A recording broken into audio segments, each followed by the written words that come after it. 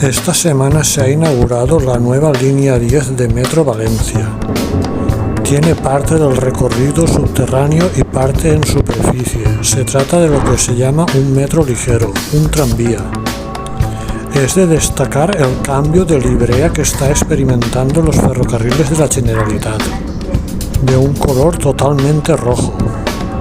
Parece que el blanco avión de moda en los últimos 30 años está pasando ya de moda, como ocurrió en el morado del tren Hablo y ahora en los ferrocarriles de la Generalitat.